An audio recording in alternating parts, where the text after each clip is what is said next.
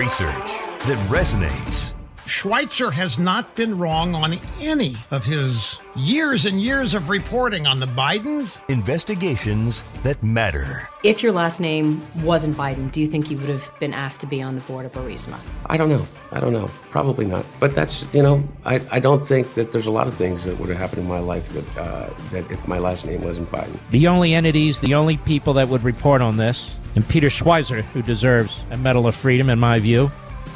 This is The Drill Down with Peter Schweizer. Hi, this is Peter Schweizer, and welcome to The Drill Down, where we relentlessly expose cronyism, corruption, and the abuse of power in Washington, D.C. The host of this program, of course, 𝐃𝐫𝐢𝐥𝐿. Eric, massive tragedy, you could say almost on biblical proportions, with this hurricane that has cut this path through Florida, up through the Carolinas, hundreds of people dead. And that is something that I think has led to an enormous outpouring by the American people. There are a lot of donations that have been made. There are volunteers that are showing up. But what seems to be lacking is the commitment and the effectiveness of FEMA and the federal government response. And we want to unpack that today. No, absolutely. And I think biblical proportion is an exactly correct term. Based on the people that we've spoken to on the ground, you have reports of water rising 30 feet above the levels, taking out bridges in some spaces, people still looking for bodies. And very much so the needs that we hear from the people we've spoken to. And we want to connect you, our audience. We know you guys care a lot. So we want to connect you with the people who are doing the work on the ground. They say they very much need volunteers. They need people to help pass those types of things around. So that's, in some ways, it's a triumph of the human and the American spirit. On the other hand, I think it seems like it's become a failure of the American government. Well, it's been a natural disaster, and it's increasingly become a government disaster. And it seems like FEMA, the Federal Emergency Management Agency, is failing for a couple of reasons, and we want to talk about those today, right? One of them is they're shifting priorities, and number two is perhaps the very distinct possibility that we are seeing them become politicized, that they are not lifting as aggressively in these areas because of the political affiliations. These tend to be predominantly conservative red areas. And we want to give specific examples of that today, not just engage in rhetoric. Yeah, it's weird because the rhetoric has, of course, become politicized. And I think it's political because anytime anybody suggests a criticism, then you see these fact checks come from, in many instances, left-wing news organizations to suggest, no, what Donald Trump said isn't true. But that doesn't mean that the very real critiques are there. Listen to what somebody said from CNN just over the weekend. And Matt, let me bring you in on that. Can you just tell me about the effort that it's taken to stand up some of the work that you all have been able to do there? Yeah, so Doug arrived on the scene Sunday, and me and my good friend and co-founder of Operation Hilo, Eric Robinson, and Tony Marks were in the meeting, and we came up to the Hickory Airport, which was the closest to the DZ line, I'm going to call it, the closest airport that had fuel and sustainability, because we knew we were about to base out of here. So during this whole mission, we didn't know what we didn't know, right? So we started calling friends, started calling buddies, social medias. We're pilots. We're in that world. People started showing up. How can we help? There was no military presence. There was no military help. There was no FEMA. There was no nothing. Still no FEMA. Still no military. Still no nothing. We're begging. This is day 8, 9 now, and we're tired, man. We've been. But if we go home, Mama and Papa don't get their medicine, and they die. So that's why we're still forging on. Yeah, I mean, it's remarkable, and we're going to hear some other clips on that. And by the way, a lot of the focus, of course, is in the mountain areas of North Carolina and northern Georgia, but you're hearing similar reports even down in Cedar Key, Florida. And the reason I think that's important, there's an interview that Michael Presley Bobbitt, who is a playwright and an author who lives in Cedar Key. The reason I think this is important is that some of the defense of FEMA has been, well, these are mountain roads and the roads have been, pushed away. Washed out, completely washed out. It would totally wash out, which is true. But you can't say that about Cedar Key. I mean, I've been to Cedar Key many times. I know you have family members that have been there.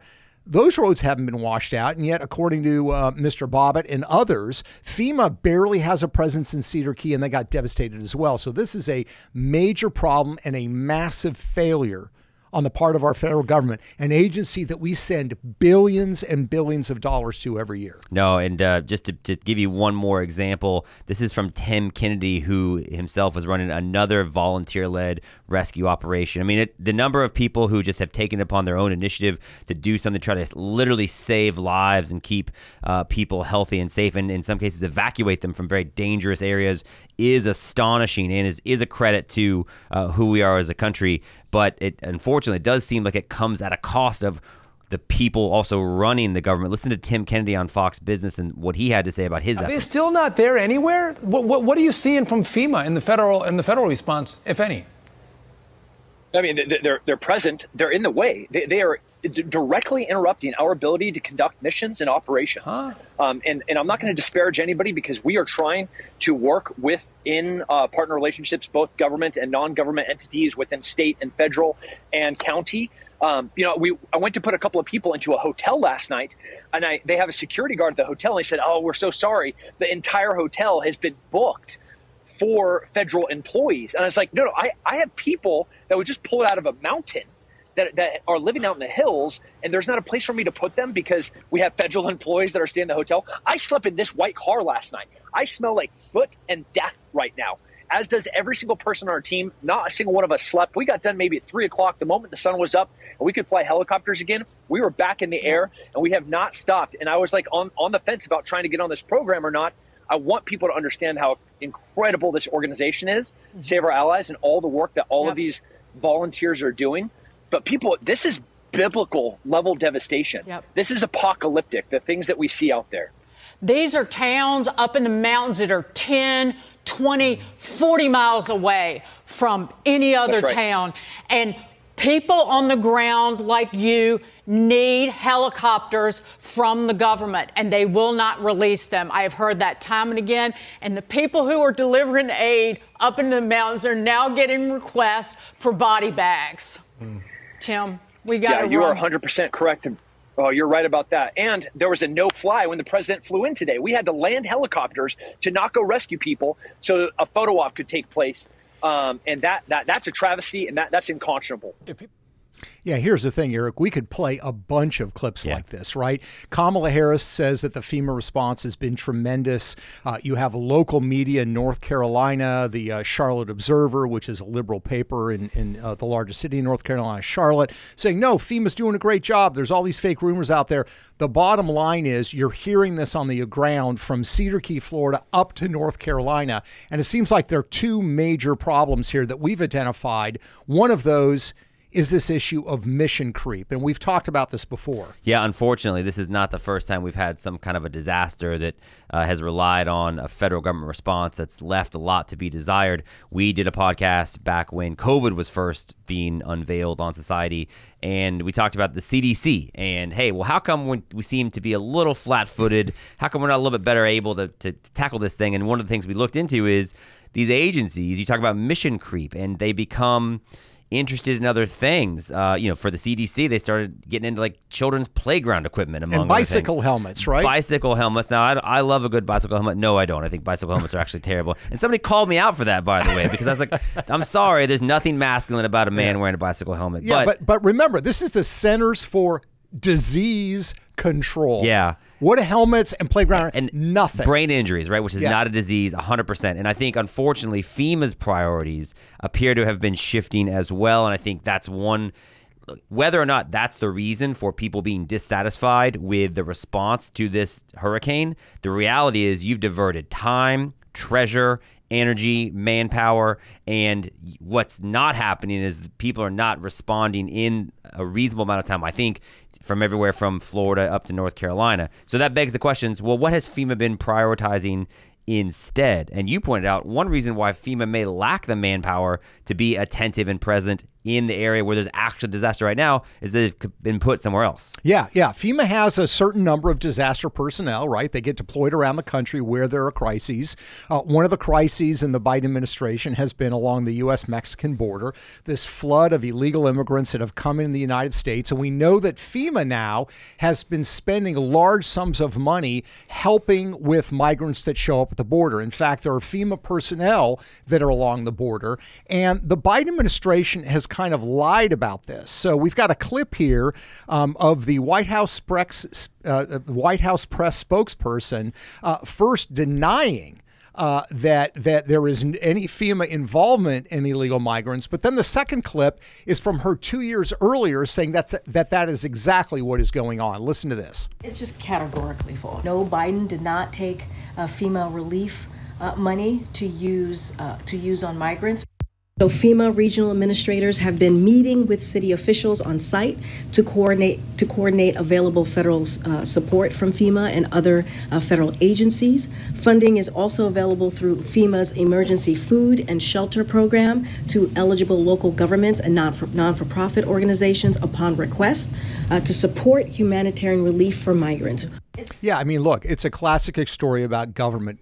If you're a government agency, you can only do a couple of things really well. It's like the military, all right? The military is designed to destroy our enemies and break things. If you make them do other things, it's going to erode their effectiveness in their main mission. And what you're seeing with FEMA is involvement with illegal migration. It diverts resources, it diverts personnel, and it also diverts training. Because the sort of work you have to be doing in North Carolina right now or in Florida or in Georgia is very different than the work that they're doing in the border. So mission creep is part of it. And why do they do that? Money. Yeah. There's only so much we're going to spend on disaster relief. So FEMA says, hey, guess what? Let's get involved in a bunch of other things so we can increase the size of the budget we get from the federal government every year. Let's get back to training in a second. But while we're talking about budget, just to be very clear, it's been reported, and even though you hear some reporters say, because Donald Trump has said, oh, they've given all the money away for the migrants and Joe Biden spent all the money, and they say, oh, that's not true. But what is 100% true, and you heard KJP refer this 2 years ago, FEMA's emergency food and shelter program has been reshaped to provide funding to, quote, families and individuals encountered by the Department of Homeland Security. $685 million have been reallocated to fund illegal aliens. That's been reported by a number of outlets. That's a clearly true thing. And oh, by the way, while we're running out of money to take care of victims of hurricanes, if you look at FEMA's disaster relief budget, it shows you they got $4 billion they spent on COVID-19 aid in September of this year, which is the most they've had of any month since October of 2023. So hurricanes are getting worse, but apparently so was COVID 4 years after the pandemic. And so when you have, as he did this past week, Alejandro Mayorkas, the head of DHS, say FEMA does not have the funds to make it through the season, we are expecting another hurricane hitting, then you kind of wonder, well, maybe some of the money that went to feed and fund migrant programs is now money that's not available for hurricane relief. Yeah, it's money, and again, it's personnel, because if FEMA is there, there are FEMA personnel there that are not available to go to North Carolina and Florida. But that's not the only changing priority with FEMA. You have programmatic expansion, right? We're going to do illegal immigration. We're going to do these other issues. But also they're changing the definition in a way of disaster relief. I mean, if you thought that the wokeness was bad enough affecting American corporations, it's now inserted itself in FEMA. And I would say in contrast to the clips we played earlier, where you have these great quintessentially American efforts, volunteers who are not getting paid, that are going there to rescue and to help people in North Carolina. Our federal government is now embracing equity when it comes to disaster relief. Yeah, you talk about what you spend your time on as an organization, and training is one of the things where you only have so many resources. Listen to somebody. This is an exchange featuring a training manager in the Office of Resilience, and he's managing our Resilient and Ready seminar series. It's something they do twice a month. It's a webinar series, and they discuss climate change, equity, professional readiness, and FEMA programs.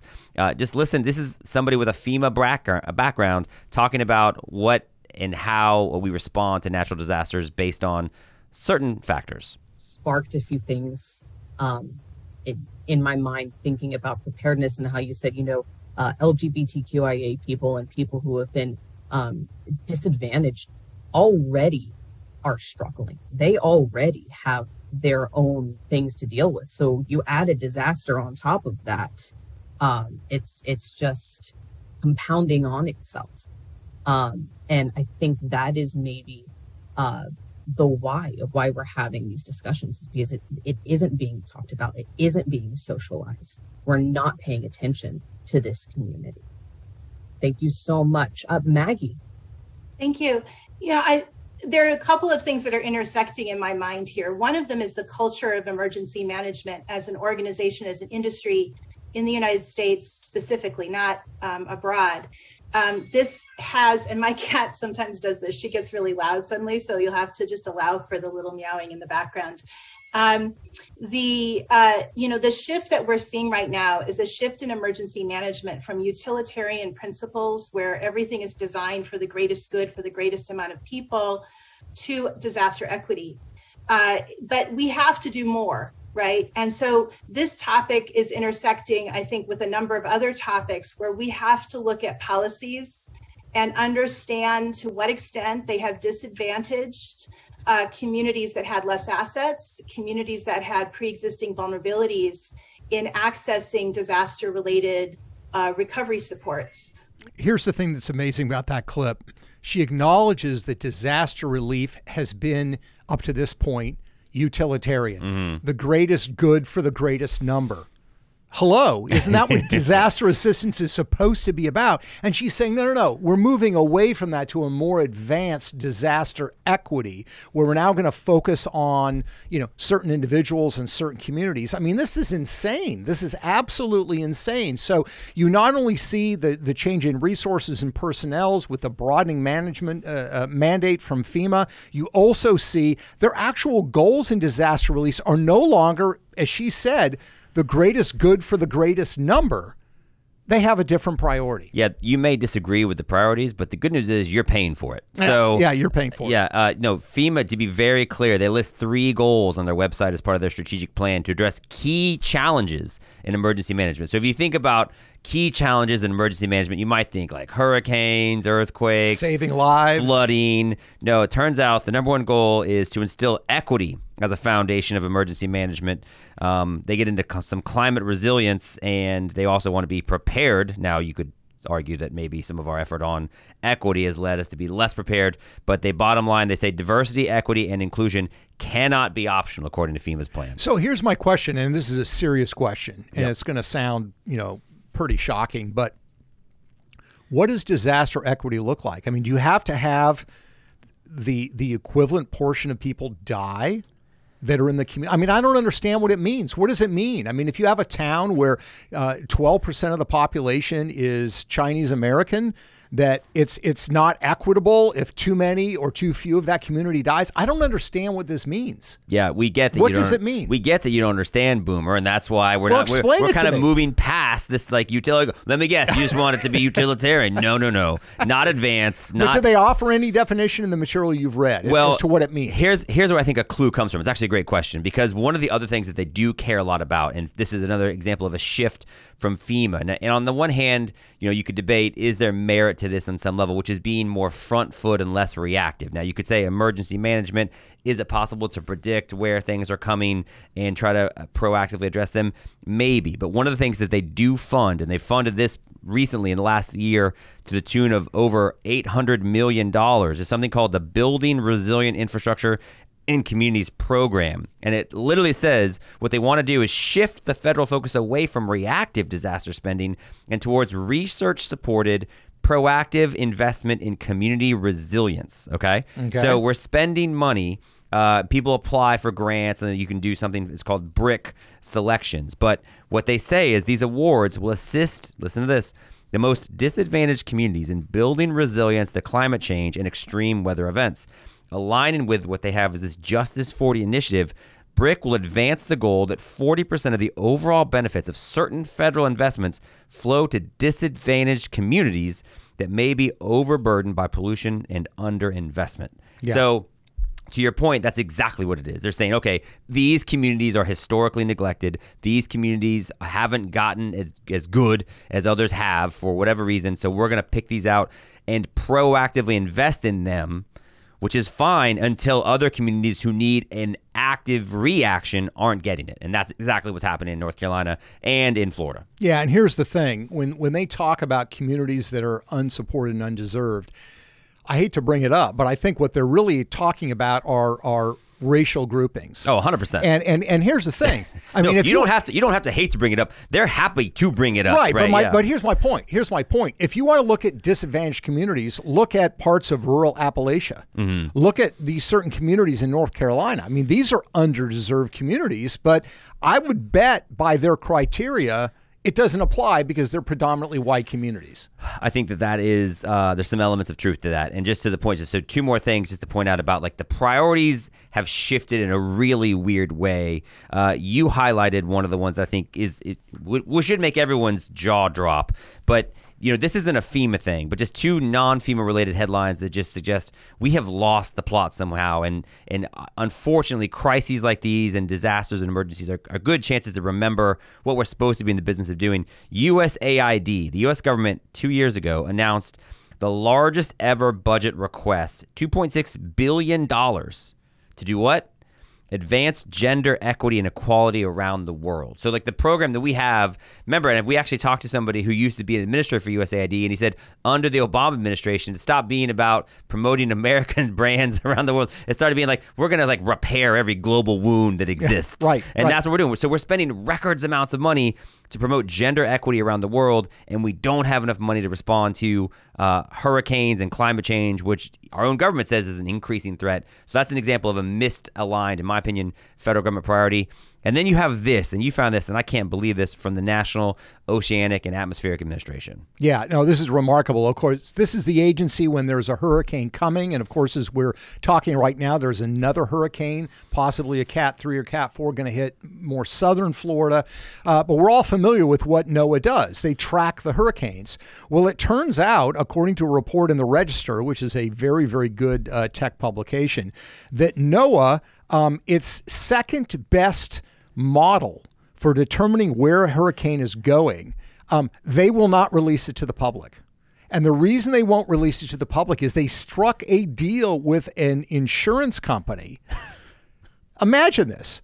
With an insurance company whereby NOAA uses their satellites to track it using this model, and in exchange for a fee from the insurance company alone gets the data from where the storm is actually going to go. 4 or 5 years. This is a 2020 contract from them, which the Washington Post did a FOIA request to see where they could get it. So that's how we know this. So the good news maybe is by the end of next year, we'll actually get some of the information that that people have that they're keeping secret from us. But it's another example of a misaligned priority. Yeah. Right. What are their priorities? Are their priorities to really serve us, or do they have institutional priorities within their position in government and government bureaucracies?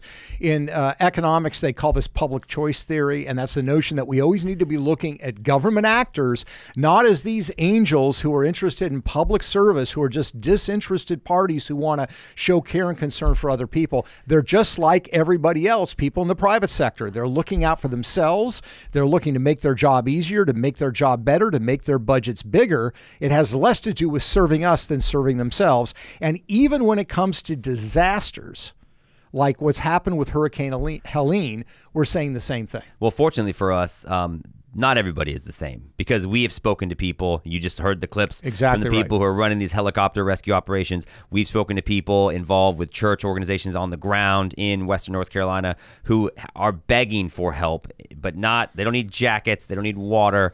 They said they got plenty of that. They need people. So if you are listening to this and you are looking to do something and you have the capacity to get in the area to help people, distribute information, or distribute materials, reach out to us, and we will connect you with those relief organizations that are on the ground there, and you guys can go because I know that one thing about our audience is that they do care, and we are people of action and people who are proactive when it comes to trying to help our fellow man. So we very much appreciate the fact that we have access to be able to share information with you, and we know you will try to put it to best use to make the country the best version of itself, even when the government fails in that effort. That's exactly right. And fail they do often. Well, we appreciate you again for taking the time to listen. We hope you found this informative and helpful, given all the things that are going on in the world today. You can find out more about our research at thedrilldown.com. And of course, you can find this podcast wherever fine podcasts are located. Please subscribe, and we'll see you next time.